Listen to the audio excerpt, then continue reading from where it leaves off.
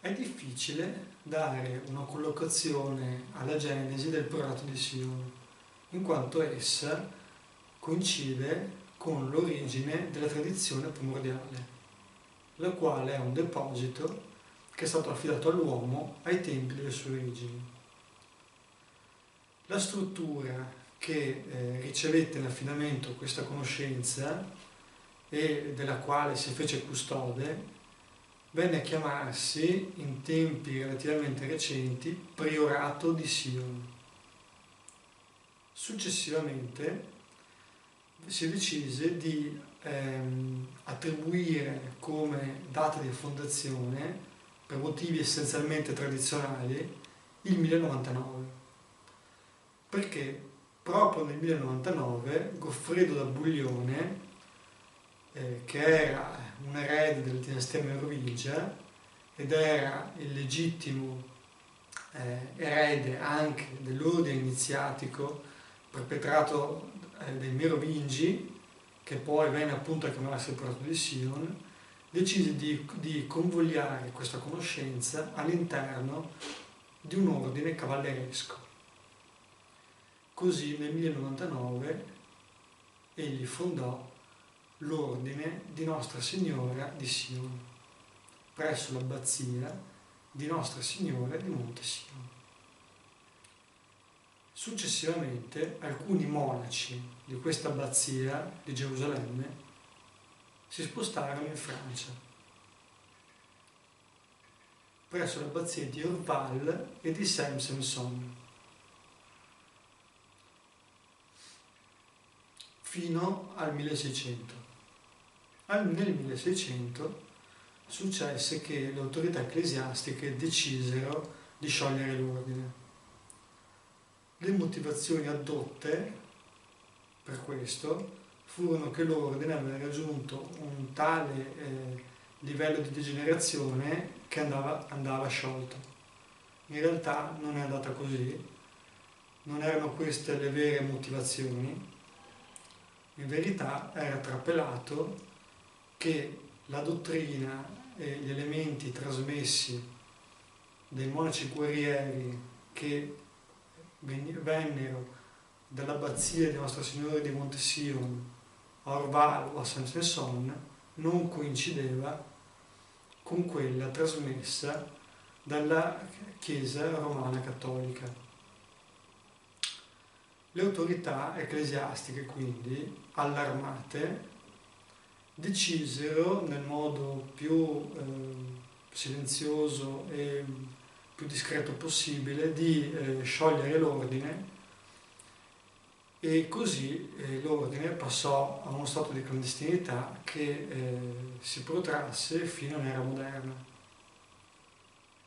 L'ordine in qualche modo sopravvisse attraverso una catena iniziatica ininterrotta, da bocca a orecchio e da orecchio a bocca, fino alla sua nuova ufficializzazione che avvenne nel 1956, grazie alla registrazione della società Prieuré de Sion Circuit, fatta in Francia ad Annemasse. In questo modo il Prato di Sion ebbe nuovamente una sua veste istituzionale per potersi relazionare con la società. Ma proprio qui iniziarono i primi fraintendimenti, in quanto i detrattori di Perplantard, che io per certi versi non posso biasimare, nel senso che si è venuto a creare un fraintendimento sulla trasmissione di certi elementi fatta a mezzo di alcuni miti. Mi riferisco in particolare al fatto che Perplantard utilizzò il mito dei Merovingi, che erano effettivamente collegati alla nostra tradizione, per presentare alcuni elementi simbolici. Ed egli fece questo anche utilizzando il proprio cognome, che era Plantard de Saint-Clair. In questo modo si è pensato ad un'impostura, cioè che egli volesse attribuirsi un titolo nobiliare del quale non aveva i requisiti. per poterselo attribuire, come conte o come duca del Raz. Ma le intenzioni non erano queste. Le intenzioni erano di sottolineare un deposito che ha origini, le quali origini passano attraverso la dinastia merovingia, attraverso il suo cognome. Lì piuttosto si può dire che il fraintendimento, l'equivoco, dove si è potuto fraintendere per in qualche modo una malizia, è stato quello che effettivamente per Plantard attribuiva una legittimità a questa sua discendenza, ma la legittimità che intendeva lui non era quella che si intendeva che egli volesse attribuirsi, in quanto egli, essendo comunque un legittimo discendente, a lui interessava mostrare la legittimità della discendenza, non dei requisiti, in quanto questo è un ambito esoterico dove la valenza è nel deposito di conoscenza, nel deposito iniziatico, che niente ha a che vedere con i tecnicismi del diritto nobiliare, ma è ben altro campo.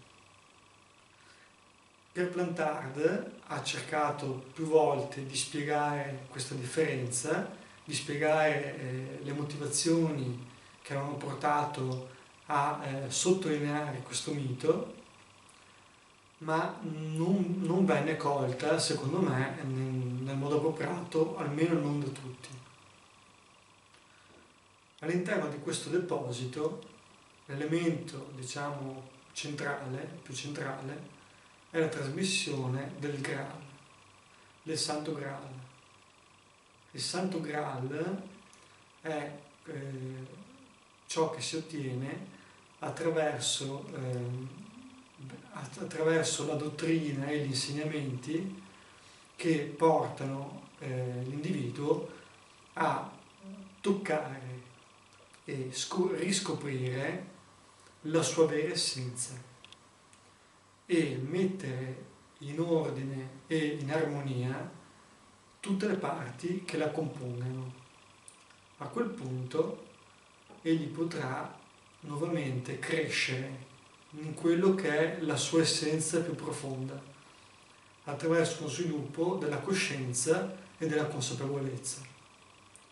Questo, in grande sintesi, è quello che viene definito il Graal, il quale è quindi qualcosa che si può anche trasmettere ai propri discendenti attraverso il DNA. Nel momento che una crescita spirituale così importante rimane sotto forma di informazione all'interno del DNA e può essere ereditata dai figli, i quali a loro volta a livello latente potranno avere già queste informazioni, che poi potranno facilitare un loro sviluppo del Graal o meno. Dipende poi ovviamente dal percorso che si fa, dipende dall'individuo, però è questo un vantaggio netto. Per quello si parla di linea del sangue reale, per quello si parla di Graal che viene trasmesso, per quello si parla di Maddalena che trasmette il Graal. Queste sono le motivazioni che hanno delineato quello che è il mito del Proto di Sion, anche raffigurato attraverso l'arte. Da questo noi possiamo capire che il Proto di Sion è una scienza spirituale, la quale è composta da allegorie e simbolismi interdipendenti, il quale non ha bisogno di essere reale per essere vero. Arnaud avait contacté la famille Plantard. Marie Desnarnaud avait conservé dans ses papiers les coordonnées du grand-père de Pierre Plantard. Et donc c'est elle qui a pris contact avec la famille Plantard et c'est la raison du voyage. Le père de Pierre Plantard est décédé en 1922. Il est décédé accidentellement, donc il ne pouvait pas répondre. Et Pierre Plantard avait à l'époque 18 ans. Pierre Plantard, comme il l'a dit, vient ici pour la première fois au cours de l'été 1938. Il va à Rennes-le-Château. Il est accompagné d'un ami de la famille qui était un avocat, maître Jean-Charles Legrand, un avocat de l'époque. Moi, il m'a raconté sur place son arrivée. Mademoiselle Marie les attendait, était derrière la grille. Évidemment, Rennes-le-Château était très calme à l'époque. Elle les attendait, ils ont eu plusieurs entretiens. Dès cette époque, elle leur a remis un certain nombre de choses qui restaient, de papiers qui restaient. Il est passé par Rennes-les-Bains. Il a rencontré quelqu'un à Rennes-les-Bains. Il devait revenir, et l'année suivante, c'était l'année 1939, et la guerre a bouleversé les projets. Concernant cette affaire, ces affaires, Pierre Plantard se sentait investi d'un rôle pilote, d'une sorte de... un stratège. D'ailleurs, il avait les qualités du stratège. Il n'était pas seul. Il y a eu des intermédiaires, il y a eu des relais. Il a déballé un certain nombre de choses fortuitement. Il n'était probablement pas prévu au départ que ces éléments soient rendus publics. Ce qui a pesé dans la balance, je crois que c'est le fait qu'un certain nombre de groupes ont voulu quelque part s'emparer de ces affaires. Ça a commencé par Gisors. Moi, je me souviens un jour où nous étions en 1978, au moment même où Pierre Plantard avait amené des copies des fameux manuscrits, copies qu'il remettait à Jean-Luc Chaumeil. Nous avons parlé très rapidement et je faisais allusion aux documents qui étaient sortis sous forme polycopiée. Et je faisais observer que tous n'étaient pas de la même source. Et Pierre Plantard, qui à ce moment-là avait un rendez-vous, fait demi-tour et répond vraiment du tac au tac, ce qui veut dire qu'il n'y avait pas d'ambiguïté. Il me fixe, il me dit « Vous avez parfaitement raison. Vous comprenez, en 1956, on a cherché à m'attaquer, à nous attaquer, alors moi j'ai riposté en balançant l'affaire de Rennes-le-Château. » Et cette phrase m'a beaucoup marqué. En quelques mots, il déballait une sorte de motivation, de stratégie. Donc il n'était pas prévu de déballer l'affaire de Rennes-le-Château. Il a dit en balançant l'affaire de Rennes-le-Château. Donc il a rendu public quelque chose qui peut-être ne devait pas être rendu public, mais qui lui permettait à lui et à ceux qui étaient avec lui de reprendre la main. Talk about his place in this story. Monsieur Plantard, is there still a secret at Rennes-le-Château? Mais le secret n'est pas seulement à Rennes-le-Château. Il est aussi autour de Rennes-le-Château. Will the treasure of Rennes-le-Château ever be found? Ici, vous me parlez d'un trésor matériel. Ne parlons pas de trésor matériel. Disons simplement qu'il existe un secret à Rennes-le-Château. Il est possible qu'il existe autre chose autour de Rennes-le-Château. And how does Poussin fit into this story? Effectivement, dans le tableau de Poussin, il y a certaines révélations. Poussin est un initié. Il a donc construit son tableau en initié. Mais dans l'histoire, il n'y a pas que lui, il y en a d'autres personnages. Vous savez, les arts est une forme d'expression où la vérité se trouvait cachée derrière des symboles. Can you tell us whether the Priory of Zion still exists today? À l'heure actuelle, Sion existe toujours. l'un de ses derniers membres, un de ses derniers grands maîtres, c'était Jean Cocteau. Tout le monde le sait. Monsieur Plantard, over the centuries you have, how shall I put it, you have supported the Priory of Zion. Nous avons soutenu Sion. Et Sion nous a soutenus. We. Who are we? Nous, je parle de la lignée mérovingienne, car notre lignée est issue de Dagobert II. Les Mérovingiens, ce sont eux qui ont fait la France.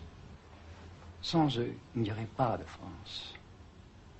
Les Capétiens, les Carolingiens, ils ont suivi la ligne des Mérovingiens.